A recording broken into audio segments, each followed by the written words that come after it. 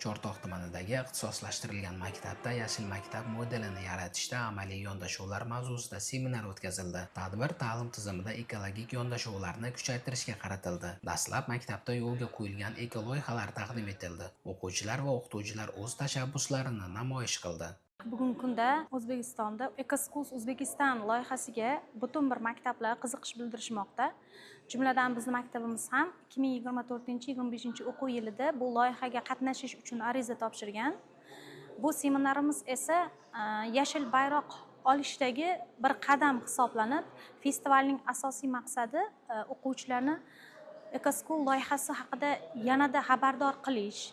Qiziquvchi maktablar, o'rganuvchi maktablarga loyiha doirasida maktabimizda olib borayotgan ishlarimizdan namunalarni ko'rsatishdan iborat. Taqdimotdan so'ng ishtirokchilar maktab hududida barpo etilgan issiqxona faoliyati bilan tanishdi. Bu yerda gidroponika usulida qulupnay yetishtirilmoqda. Ushbu usul o'quvchilarga nazariy bilimni bevosita amaliyotda qo'llash imkonini bermoqda.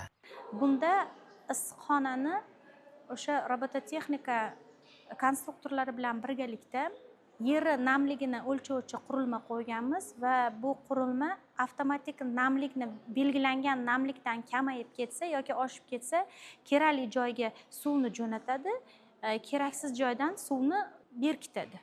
Keyingi bosqichda ekologik ta'limni boshqa fanlar bilan uyg'unlashtirishga qaratilgan mashg'ulotlar tashkil etildi. Treninglarda yangi usullar amalda sinovdan o'tkazildi. Ishtirokchilar ularni dars jarayoniga joriy etish bo'yicha ko'nikma oldi.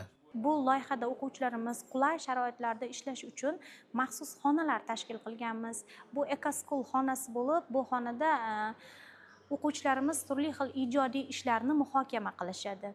Seminarda tuman hokimi Ilhomjon Sattarov ishtirok etdi. U yoshlarni tabiatga ehtiyotkor munosabat ruhida tarbiyalash ustuvor vazifa ekanini qayd etdi. Shuningdek, yashil maktab tamoyillari ta'lim samaradorligini oshirishini ta'kidladi. Tadbir yakunida ishtirokchilar olgan bilimlarini amaliyotda qo'llash rejalarini bildirdi. Ular ekologik yondashuvlarni kengaytirishga tayyor ekanini ma'lum qildi.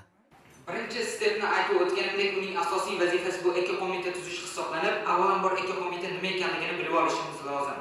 Ekoqo'mita bu maktabdagi EcoSchool loyihasini tashkil qiluvchi va boshqaruvchi asosiy jamoa hisoblanadi.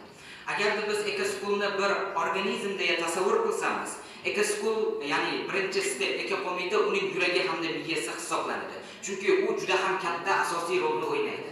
Uning asosiy vazifasi bu maktabdagi ekologik ishlarni amalga oshirish, nazorat qilish hamda rejalashtirish hisoblanadi.